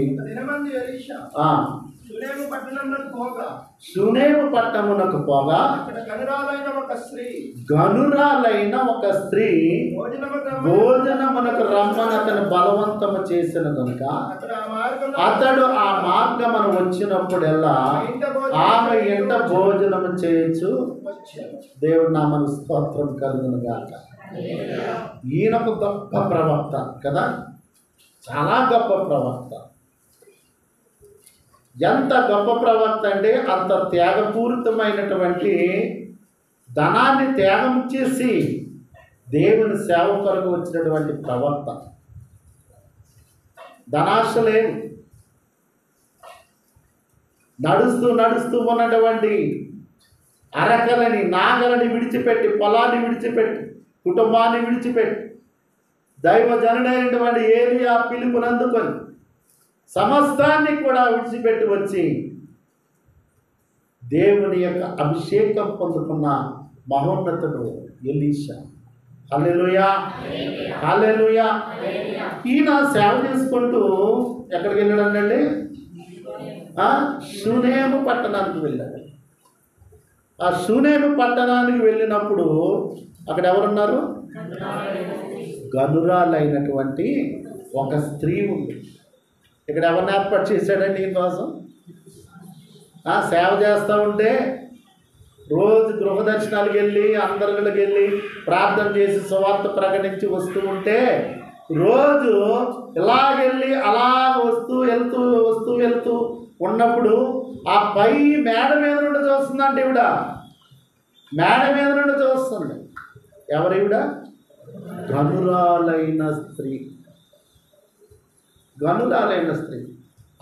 ఆ సేవకుని యొక్క విలువ తెలిసినామే, బ్రతుకు విలువ తెలిసినామే, ధనం విలువ తెలిసినామే, రాబోయేటువంటి కాలంలో ఆమెకేం జరగబోతుందో తెలిసినామే. గనురాలంటే అవన్నీ ఉంటాయి. ఘనమైనవన్నీ కూడా సంపూర్ణముగా కలిగి ఉన్నటువంటి స్త్రీ. ఆమె రోజు కూడా దైవజనుడు వెళ్తూ ఉంటే, అయ్యా మీరు వెళ్ళేటప్పుడు మా ఇంటికి రండి, మా ఇంటికి భోజనం చేసి వెళ్ళాలి, మీరు తప్పనిసరిగా చేసి వెళ్ళాలి. ఈ ప్రేమ మన సంఘంలో చాలామందిలో చూశాను. అయ్యగారు భోజనం చేసేద్దాము వద్దంటే ఏడు చేస్తారు కూడా. అప్పుడు కానీ రొట్టె తిప్పి చక్కగా ఆలుగడ్డ గుడ్డు 2 అందులో. హల్లెలూయా. నష్టమైపోయింది వాళ్ళ ఇంట్లో ఆ రోజు కదా. దైవజనుడిని పిలుచుకొని ఆహారం పెడితే అయిపోయింది. ఆ ఇంట్లో ఇంకేమీ లేవు కదా. ఆ రోజునే మొదలవుతుంది నీకు అత్యధికమైన సంతోషం, అత్యధికమైన ఆశీర్వాదం. హల్లెలూయా. ఆమె పిలిచింది, వెళ్ళేవాడు, తినేవాడు. కడకొక రోజున ఆయన అన్నాడంట, అబ్బాయి ఎవడు మనోడు ఉన్నాడు కదా తమ్ముడు, ఎవరో గెహసి గజ్జడు, కావాలని గజ్జి తెచ్చుకున్నావు. వీడు చూపంతా తిండి మీదే. ఈయన ఎవరు పిల్లలు భోజనానికి, ఎవరు ప్రార్థన చేయించుకుంటాకి పిలవరు. దైవజనుడితోటే ఉంటాడు, పిలవరు ఎవరు. ఎందుకంటే ఈ ఉద్దేశం అంతా కూడా మూట కట్టుకోవాలి. ఇది కానుకలు మూట కట్టుకోవాలి. వీడి పని ఇది. ఆయనకి ఏంటి మీద లేదు. ఒకరోజు ఆయన చక్కగా తిని ఆ ఇంట్లో పడుకొని ప్రశాంతంగా అన్నాడు, రే బాబా ఎందుకు పెడుతుంది ఇప్పుడు మనకి భోజనాలు? ఎందుకు ఇచ్చింది గది? ఎందుకు ఇచ్చింది బల్ల? ఎందుకు ఇచ్చింది చెంబులో నీళ్ళు? ఎందుకు ఇచ్చింది దీపం? ఇవన్నీ కూడా అడిగాడు. అక్కడ గంధాలు ఏమిచ్చిందండి? అక్కడ గది ఇచ్చింది కదా, మంచం ఇచ్చింది, బల్ల ఇచ్చింది, పేట ఇచ్చింది. ఏమిచ్చింది? దీపస్తంభం ఇచ్చింది. హల్లెలూయా. దైవజనుడికి అన్నీ ఇచ్చింది. తన భర్తతో మాట్లాడింది, అయ్యా చాలా గొప్ప దైవజనుడు, మనకు కావలసినటువంటి వాడు, ఇలా దైవజనుడు మన ఇంట్లో ఉంటే మనకు ఆశీర్వాదం అయ్యా, మనకు ఆశీర్వాదం. ఓ తల్లి ఉందే ఎప్పుడు ఏడుతూనే ఉంటుంది, ఎప్పుడు ఏడుతూనే ఉంటుంది. ఎప్పుడు ఫోన్ చేసినా హుషారుగా మాట్లాడుతుందేమో అనుకుని ఫోన్ చేస్తాను నేను, టైయాలు మార్చి చేస్తాను ఫోన్. ఈ టైంలో అయినా హుషారుగా ఉంటుందేమని ఎప్పుడు సోమోకం వేసుకొని ఎడుతూనే మాట్లాడుతుంది. ఈ అప్పు ఆ అప్పు, ఆయన అలా చేశాడు, మమ్మల్ని ఇలా ముంచాడు, అలా లేపాడు, చెప్తే ఆయన వినట్లేదు, ఇంకా ఇంటికి రాలేదు, ఏంటో ఇవన్నీ చెప్తుంది. కానీ అయ్యగారు ఒకసారి ఇంటికి వచ్చి ప్రార్థన చేయండి అన్న మాట అంటాం. రాలేదు అలా వస్తే అర్థమయ్యేది. రమ్మనదు, కనీసం పొరపాటును కూడా రమ్మనదు. అయ్యా మా పరిస్థితి ఇలా ఉంది, ఎందుకు మానేశారు అయ్యగారు రావటం? నేను కావాలని మానేశాను. మనకెందుకు? వాళ్ళ దరిద్రమే కావాలని కోరుకుంటే దరిద్రంలోనే ఉండని చూద్దాం. మన బాధ్యత ఫోన్ చేద్దాం, ప్రార్థన చేద్దాం. అంత అయిపోయాక అన్నీ ఇలాంటి పనికిమాలిన విషయాలన్నీ చెప్పిన తర్వాత అంటది, అయ్యా ప్రార్థన చేయండి. ఏదో మొక్కుబడి ప్రార్థన మనం భారంగా చేస్తాం అయిపోయి. కానీ అది కాదు. ఈవిడేం చేస్తుంది? దైవజనుడు మా ఇంటికి వస్తే, ఆయన మన ఇంటి మీద ఉంటే, మన ఇంటిలో ఉంటే మనకు ఆశీర్వాదం అని భర్తతో మాట్లాడుకుని లేకుండా గోడ పక్కన బ్రహ్మాండమైన ఒక రూమ్ కట్టించిందంటుంది. హల్లెలూయా, హల్లెలూయా. ఇల్లు కట్టుకున్న వాళ్ళందరూ కూడా ఇప్పుడు ఒకటి ఉంచుకోవాలా, ఒక రూమ్, ప్రశస్తమైన రూమ్ ఒకటి ఉండాలి. ప్రార్థన మన బెడ్రూమ్ ప్రార్థన రూమ్గా మార్చేసుకోవాలి. దైవజనుడు అందులో పిలుచుకోవాలి, చక్కగా కూర్చోబెట్టి వాక్యం విని ప్రార్థన చేసుకొని అప్పుడు మనం దైవజనుడిని పంపుకోవాలి. హల్లెలూయా. ఈ ఉండవు ఏడుపులు ఎప్పుడు కూడా. ఏం చేస్తాం? కొంతమంది చెప్పినా విన్నారు. ఇవే చెప్తే వాళ్ళు చెప్పినవి మనం విన్నాను. ఈ స్త్రీ అలాంటిది కాదు, గనురాలు. ఈ గనురాలైన స్త్రీ ఆయన ఎప్పుడైతే ఇంటిలో పెట్టి చేసుకున్నదో గొప్ప అద్భుతాలు జరుగుతూ ఉన్నాయి. అయ్యా పిల్లలు లేరు, అలాగా ముసలాడు భర్త, అలాగా పిల్లమని వచ్చింది. అమ్మా నువ్వు మాకు ఈ పరిచయం చేస్తున్నావు, నీకు ఒక లోటు ఉంది కదా, మరుసటి సంవత్సరం ఈ టయానికి నీకు కుమారుడు ఇస్తున్నాడు. హల్లెలూయా, హల్లెలూయా. ఆ కుమారుడు ఇచ్చాడు. ఆ కుమారుడికి ఒక రోజు రోగం వచ్చింది. వాళ్ళ నాన్న దగ్గర ఉన్నాడు. వాళ్ళ నాన్న ఎలాంటి వాడు అంటాడు? మోటోడు, మొరటోడు. ఆ మాట అంటాడు, ఆయన చెప్పింది చేస్తాడు, అన్నీ చేస్తాడు. కానీ ఆడికి ఎదురా అంత అధికారం లేదనుకుంటా, మాట్లాడే అధికారం, చేసే అధికారం. అక్కడే కొడుకు బలహీనంగా ఉంటే ఎవరితోటో పంపేయండి వాళ్ళ అమ్మ దగ్గరికి, తీసుకుపోరా బాబు అని. ఆమె వెంటనే ఇంటికి వెళ్ళేటాడు, చనిపోయాడు. వెంటనే తీసుకెళ్ళి వెళ్ళి ఆ దైవజనుడు ఉన్నటువంటి ఆ రూములో ఆ మంచం మీద పడుకోబెట్టింది. ఈ భర్తతో చెప్తే ప్రయోజనం ఏముందో? వాడు మొరటోడు, ఏమీ తెలియదు. ఏ హాస్పిటల్ తీసుకెళ్దామంటాడు, చచ్చిపోయాడు కదా ఎందుకు గోతులు పెడదామంటాడు. ఇలాంటి మాటలు మాట్లాడతాడు అనుకుని కిందకు వచ్చింది, తాళం వేసింది, పనివాడిని పిలిచింది, గాడిదని తీసుకురారా బాబు అంది. గాడిదని నేను చెప్పే వరకు దానిని నడిపిస్తూనే ఉంటుంది. హల్లెలూయా. ఓ అదరబెదర వెళ్ళిపోతుంది ఆవిడ. ఎప్పుడైతే వెళ్ళిపోతుందో వెంటనే అక్కడి నుండి చూశాడు ఆయన. రే ఎందుకు రాకం వస్తుంది? ఒకసారి పరిగెత్తుకుని వెళ్ళు, ఏంటి అడిగిరా. వెళ్ళాడు, అడిగాడు, చెప్పింది. అయ్యా ఇదంట పరిస్థితి, పిల్లవాడు చనిపోయాడంట, అక్కడ పడుకోబెట్టి ఇదిగో ఈ కట్టి పెట్టుకుని వెళ్ళు, ఎవరు నమస్కారం చెప్పుకో, ప్రైజ్లాడు చెప్తే చెప్పుకో, ఎవరొక్క చూడకో, పరిగెత్తుకుని వెళ్ళి అతను మొక్కం మీద పెట్టన్నాడు కట్టించి. కానీ మనోడు ఎలాంటాడు, ఏం చేయొద్దు అంటాడో అవన్నీ చేస్తారు. అందుకొరగా కార్యం జరగలేదు. ఈ లోపల వచ్చింది, అయ్యా అతని వల్ల ఏమవదు, నువ్వే రావాలి. హల్లెలూయా. వెళ్ళాడు దైవజనుడు. వెళ్ళిన తర్వాత బయటికి పంపి అక్కడ చేయవలసిన ప్రార్థన చేశాడు. తీసుకుని వచ్చి బిడ్డ నాకు చెప్పాడు. హల్లెలూయా. అడిగాడంట, ఏమిరా ఏం చేశారు కట్టెట్టుకొచ్చి? ఏదో పెట్టానండి ఎట్లాగా, కదలలేదు మెదలలేదు. మెదలుతాడు, ఎందుకు మెదులుతాడు? నీ మెదడులో ఉన్నదంతా వేరే, అక్కడేం మెదులుతాడు? అయిపోయింది, వెళ్ళిపోయారు. కొంతకాలం అయ్యాక తన భర్త చనిపోయాడు. ఆ దేశంలో అతి భయంకరమైన కరువు. ఈ గనురాలైన స్త్రీతో దేవుడు మాట్లాడుతున్నాడు. అక్కడ దైవజనుడు మాట్లాడుతున్నాడు, అమ్మా నువ్వు వెళ్ళిపో, ఇక్కడి నుండి ఫిలిష్తీయుల పట్టణానికి వెళ్ళిపో, అక్కడ ఉండు కొంతకాలం, ఆ తరువాత నువ్వు రా ఇక్కడికి. ఉన్న ఆస్తి ఐశ్వర్యం అంతా విడిచిపెట్టి వెళ్ళిపోయింది. ఈ లోపల మిగతా వాళ్ళు కబ్జా చేసేసారు. ఏం చేశారమ్మా? ఆ భూమి అంతా ఏం చేశారు? మిగతా వాళ్ళు ఊళ్ళో లేకపోతే కబ్జా అయిపోయింది. సరే వెళ్ళింది. వెళ్ళిన తర్వాత ఒక రోజున ఆ రాజుగారి దగ్గర పని చేయటకున్నాడు. ఎవరో ఈ గచ్చోడు, ఏం పేరు? గెహజీ బాబు ఉన్నాడు అక్కడ. మీరు 8వ అధ్యాయం మొదటి నుండి చదివితే ఇవన్నీ కూడా అర్థమవుతాయి.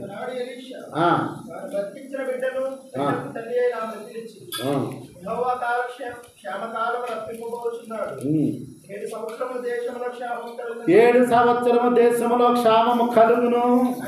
క్షేమము కాదండి, జాగ్రత్తగా ఆయన కరెక్ట్ చదివాడు, మీరు జాగ్రత్తగా ఏమనండి.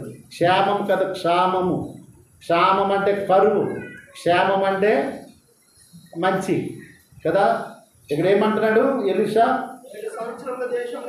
7 సంవత్సరములు దేశములో క్షామము కలుగునని చెప్పి నీవు లేచి నీవును నీ ఇంటి వారిని ఎచ్చటుండుట అనుకూలము, అక్కడికి పోమని చెప్పు. ఆ స్త్రీ లేచి దైవజన మాట చొప్పున చేసి తన ఇంటి వారిని తోడుకొని ఫిలిష్తీయుల దేశమునకు పోయి 7 సంవత్సరాలు చేసి తిరిగి వచ్చిందంట. తర్వాత అక్కడికి వెళ్ళిన తర్వాత తిరిగి వచ్చింది. ఇక్కడ రాజుగారు అడుగుతున్నారు ఎవరిని? మనవాడిని. మరి బాబు అక్కడ మరి ఎలీషా గారు చేసినటువంటి కార్యాలు చాలా అద్భుతం. రాజు మారాడు కదా, రాజు చేసినటువంటి కార్యాలు, ఆ అయ్యగారు చేసిన కార్యాలు ఉన్నాయి కదా, అవి నాకు చెప్పరా అంటే ఈ స్టోరీ చెప్తున్నాడంట. ఒక ఆవిడ ఉందండి, ఇలా చేసిందండి, ఇలా చనిపోయాడండి. బైబిల్లో మొట్టమొదటి మరణమును లేపినటువంటి సంఘటన ఈ సునేమీరాలు యొక్క కుమారుడు లేపటం. హల్లెలూయా. మొట్టమొదటి లేపటం అది దైవజనం. ఆయన లేపడు, అద్భుతం అది. భయభ్రాంతులు అయిపోయారు తెలుసండి అక్కడ ఉన్న ప్రజలు. ఇక్కడ చూడండి, సరిగ్గా అదే సమయానికి ఇప్పుడు వచ్చింది రాజుగారి దగ్గరికి. ఎందుకంటే వాళ్ళ ఆస్తి అంతా వేరే వాళ్ళు వేసుకున్నారు, వాళ్ళు రానివ్వట్లేదు. నీది కాదు ఇది మాది అంటున్నారు. అప్పుడు ఆవిడ ఎక్కడికి వెళ్ళిందంటే రాజు దగ్గరికి వెళ్ళింది, చెప్పుదామని, మొర్ర పెట్టుకుందామని వెళ్ళింది. ఒక 5 నిమిషాలు ఉందాం. మొర్ర పెట్టుకుందామని వెళ్ళేటప్పటికి అక్కడ ఎవరున్నారు? గెహజీ గారు ఉన్నారు. ఆయన స్టోరీ చెప్తున్నాడు. సరిగ్గా వెనక చూసినాడికి ఆ కొడుకుని తీసుకుని వచ్చింది. అయ్యా ఇదిగో ఈ స్త్రీనే అయ్యా, ఈ స్త్రీయే, ఈవిడ అనేటప్పటికి ఆ రాజుకి ఎంత ఆనందం అయిపోయింది. కళ్ళారా చూసి సత్యాన్ని చూశాడు కాబట్టి, అమ్మా ఏం జరిగింది, నీకు ఎందుకు వచ్చావమ్మంటే, అయ్యా నా పొలం ఇలా చేసుకున్నారు, నా ఆస్తి అంతా కూడా ఇట్లా చేసేసుకున్నారు అని ఆమె ఎప్పుడైతే చెప్పిందో ఆయన ఏం చేశాడంటే,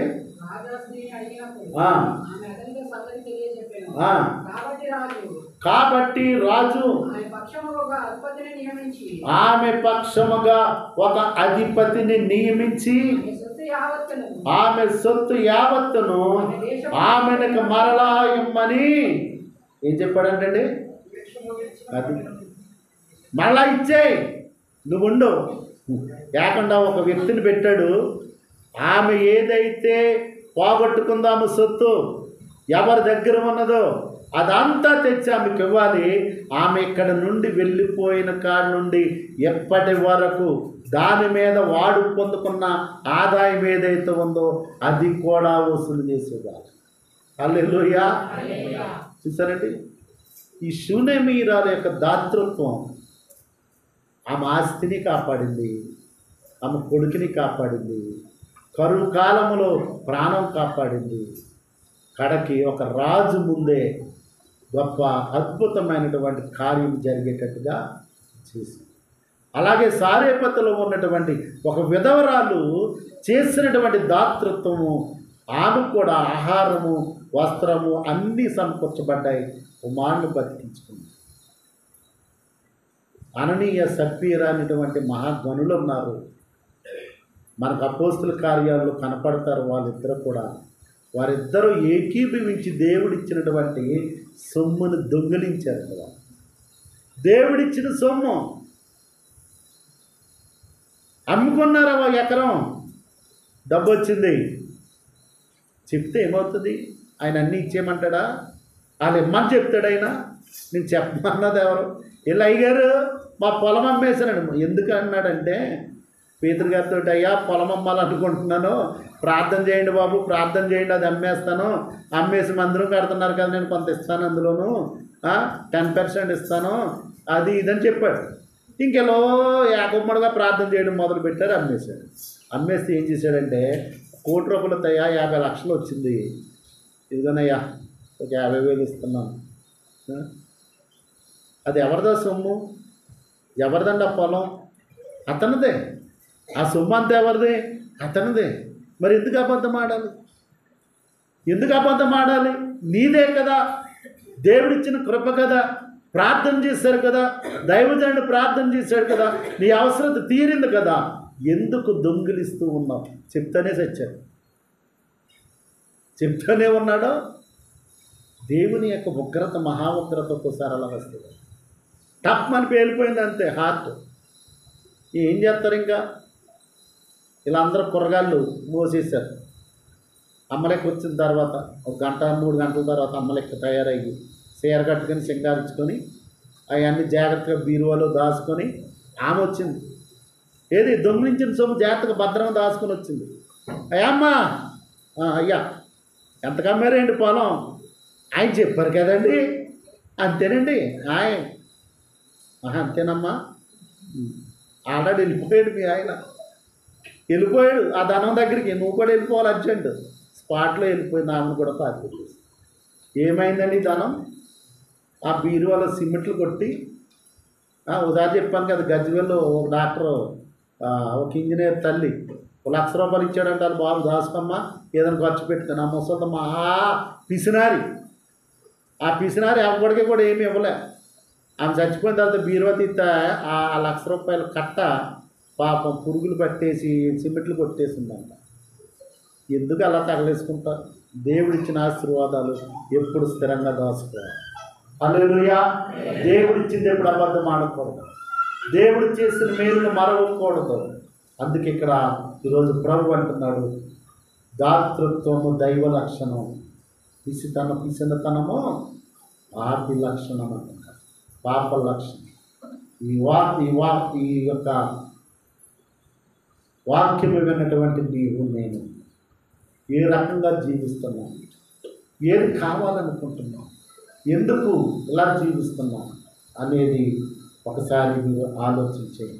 ఇంటికి వెళ్ళిన తర్వాత లూకాసు సువార్త 4వ అధ్యాయం 25 నుండి 27 వచనాలు, అలాగే 2వ కొరింథీయులకు రాసిన పత్రిక 8వ అధ్యాయం 1వ వచనం నుండి 4 వచనాలు, అలాగే లూకాసు సువార్త 6వ అధ్యాయం 38 వచనాలు మీరు చదువుకోండి. దేవుడు మాట్లాడిన ప్రతి మాట మనకు అర్థమవుతుంది. అందరూ కళ్ళు మూసుకుంటే ప్రార్థన చేద్దాం.